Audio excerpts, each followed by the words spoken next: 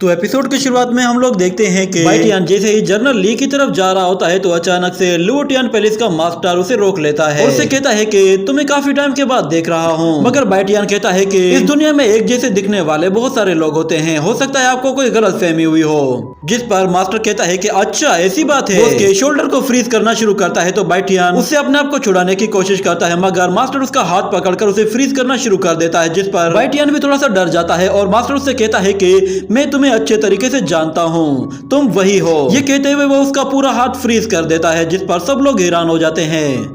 मगर जनरल री वहां पे आ जाता है और कहता है कि ये क्या हो रहा है। तो लुओटियन पैलेस का मास्टर उसका हाथ छोड़कर जनरल से कहता है कि ये हम दोनों के बीच का मसला है, इसलिए प्लीज आप हमारे बीच में ना बोलें। तो जनरल कहता है कि मैं नहीं जानता कि मेरे डिसाइपल ने ऐसा क्या किया है कि आप लोग इसकी जान के दुश्मन बन गए हैं। जिसके बाद लुओटियन पैलेस के मास्टर का डिसाइपल आता है और कहता है कि इसने हमें मारने की कोशिश की थी। ये कहते हुए वो अपनी फैन से कोल्ड एयर रिलीज करता है, जिससे बाइटियन का हाथ फ्रीज होना शुरू हो जाता है। और वो डिसाइपल बताता है कि ये लड़का वही है जिसने हमारी शिप पे आकर हम पर हमला किया था और इसने न सिर्फ मुझे मारने की कोशिश की थी बल्कि इसने मेरे मास्टर को भी मारना चाहा था, मगर मेरे मास्टर ने इसे अपने सीक्रेट मेथड से इंजर्ड कर दिया था। जिसके बाद ये वहां से जान बचाकर भाग निकला था, मगर मैंने सोचा भी नहीं था कि ये दोबारा से यहाँ पे आकर हमें मिलेगा। ये अभी भी आप लोगों को बेवकूफ बना रहा है। ये सुनकर बाइटियन कहता है कि तुम अपनी बकवास बंद करो, वो तुम ही लोग थे जो कि उन मासूम लोगों को मार रहे थे। मैं तो बस उनकी हेल्प करने के लिए वहां पे आया था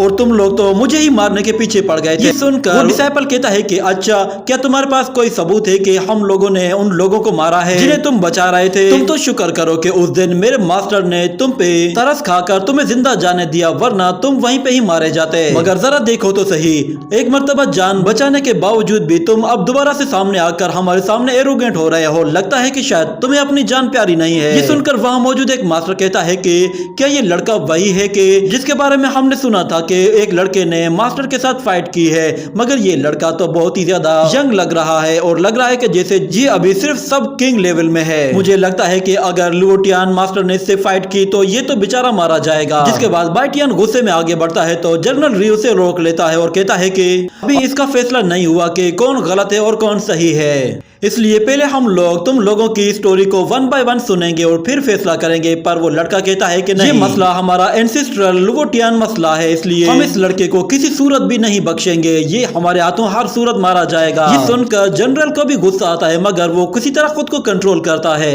इतने में जनरल का बेटा वहाँ पे आता है और अपने फादर से कहता है कि कुछ देर पहले की जो लड़ाई हुई थी उसमें लुओटियन पैलेस और यिनफेंग पैलेस ने हमारी मदद की थी। उनकी मदद के बगैर हम लोग बहुत ज्यादा वीक हैं, इसलिए मुझे लगता है कि हम लोगों को लुओटियन पैलेस के साथ किसी तरह की दुश्मनी मोल नहीं लेनी चाहिए। ये इनका मसला है, इन्हें ही सोल्व करने दीजिए।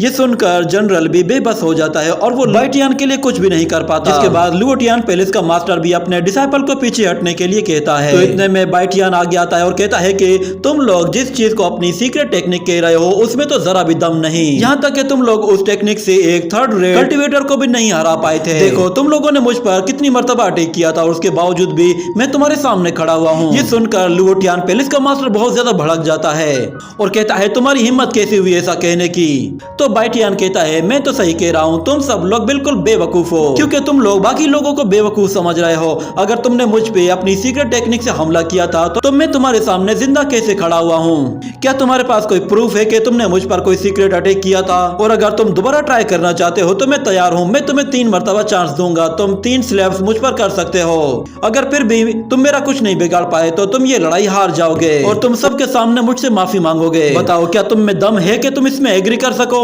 इतने में जनरल बाइटियन से कहता है कि क्या तुम श्योर हो कि तुम इसके साथ फाइट कर पाओगे? तो बाइटियन कहता है कि आप बिल्कुल बेफिक्र हो जाए, मैं इसे हैंडल कर लूंगा और अगर मैं हार भी गया तो मैं कम से कम इन जैसे लोगों के आगे झुकूंगा तो नहीं। तो लुओटियन पैलेस का मास्टर ये सुनकर काफी ज्यादा गुस्से में आ जाता है और बाइटियन उससे कहता है कि लड़ाई से पीछे हटने का मतलब ये नहीं होता कि हम लड़ाई हार रहे हैं। तो जनरल कहता है कि ठीक है तुम दोनों मुकाबला करो और मैं खुद इसे जज करूंगा। और वो लुओटियन पैलेस के मास्टर से कहता है कि तुम सीनियर हो इसलिए तुम सिर्फ 3 बार ही अटैक करोगे और 3 पाल्म अटैक में तुम नहीं हरा पाए तो ये कंपटीशन तुम हारोगे, मगर तुम इसे जान से नहीं मार सकते। पर लुओटियन पैलेस का मास्टर कहता है कि ये लड़का यहाँ पे सिर्फ मरने के लिए ही आया है, इसलिए इसकी मौत पर मुझे ब्लेम मत करना।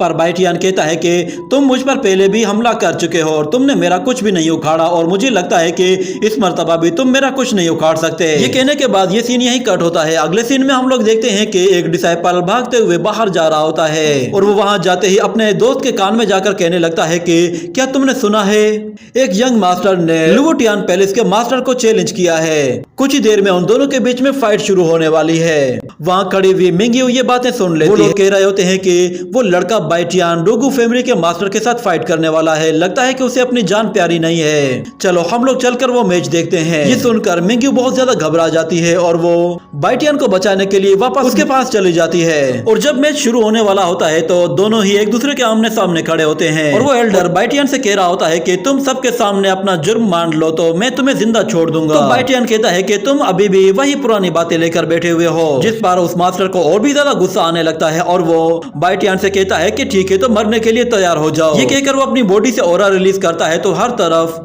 कोल्ड एनर्जी फैल जाती है, जिस पर बाइटियन भी लड़ने के लिए तैयार हो जाता है और वो अपनी प्लूटो टेक्निक का इस्तेमाल करता है। मगर इतने में एंसिस्टर उसके पास आ जाता है और कहता है कि मैं तुम्हारी इस लड़ाई में मदद करता हूँ। मगर बाइटियन कहता है कि नहीं, मैं इसे अकेले ही हैंडल करूंगा, मुझे खुद को सबके सामने प्रूफ करना है। तो एल्डर कहता है कि ठीक है फिर तुम अपना ख्याल रखना। और जब लड़ाई शुरू होने वाली होती है तो जनरल री कहता है कि मुझे कुछ अजीब सा लग रहा है, जैसे इस लड़के की बॉडी के अंदर कोई और है।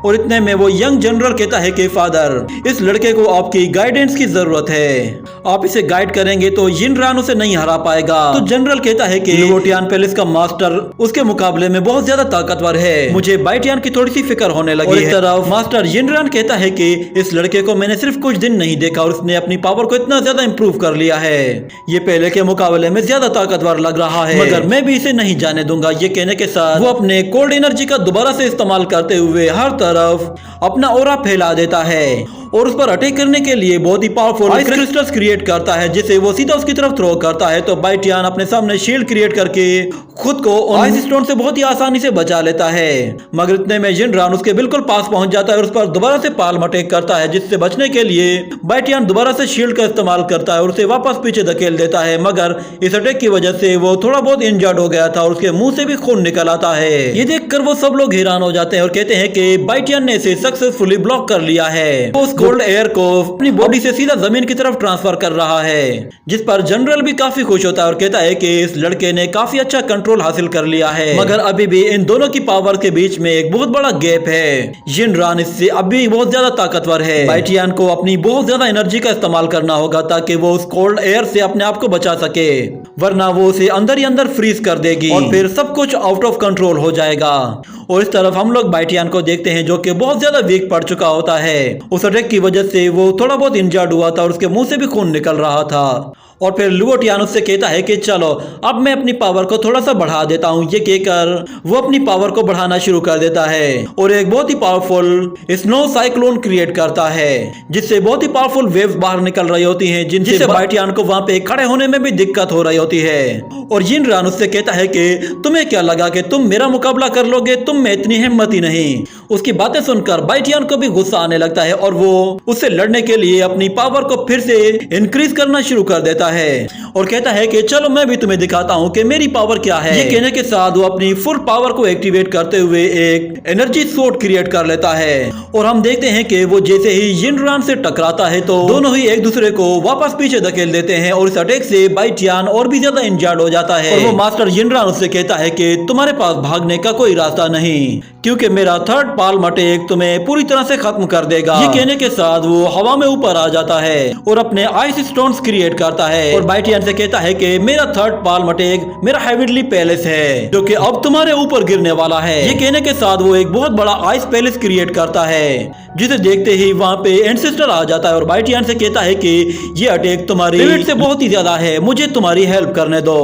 मगर बाइटियन उसकी बात नहीं मानता और कहता है कि नहीं, मैं खुद को प्रूव करना चाहता हूँ और मैं ये फाइट बिल्कुल सिंसियरली लड़ूंगा। ये कहकर वो अपनी प्लूटो टेक्निक को इस्तेमाल करते हुए तेजी से उस पैलेस की तरफ आगे बढ़ता है और वो मास्टर उस पैलेस को उसके ऊपर थ्रो कर देता है। तो बाइटियन अपने उस प्लूटो टेक्निक की मदद से उसे रोकने की पूरी कोशिश करता है, मगर इसमें उसे रोकने में बहुत ज्यादा दिक्कत का सामना करना पड़ रहा था। और दूसरी तरफ लुओटियन पैलेस का मास्टर अपनी पावर को और भी ज्यादा बढ़ा देता है। ये देखकर बाइटियन अपनी एनर्जी सोर्ड क्रिएट करता है और उन आइस स्टोन्स के ऊपर से कूदता हुआ तेजी से उस पैलेस को काट कर उसके 2 टुकड़े कर देता है। और फिर उसी सोर्ड के साथ लुओटियन पे जैसे ही हमला करता है तो लुओटियन आइस क्रिस्टल से उसे रोकने की कोशिश करता है, मगर बाइटियन उसे पूरी तरह से डिस्ट्रॉय करते हुए उसके बिल्कुल पास आ पहुंचता है, जिस पर मास्टर उसके पंच को रोक लेता है और दोनों ही एक जगह फिर बिल्कुल रुक जाते हैं, कोई किसी पर अटैक नहीं करता। ये देखकर जनरल बहुत ज्यादा खुश होता है और कहता है कि ये लड़का तो सच में बहुत ही काबिल है। जिनरान ने अपनी पूरी स्ट्रेंथ का इस्तेमाल किया, मगर फिर भी वो इसे नहीं हरा पाया। अब उसे अपनी हार सबके सामने माननी होगी।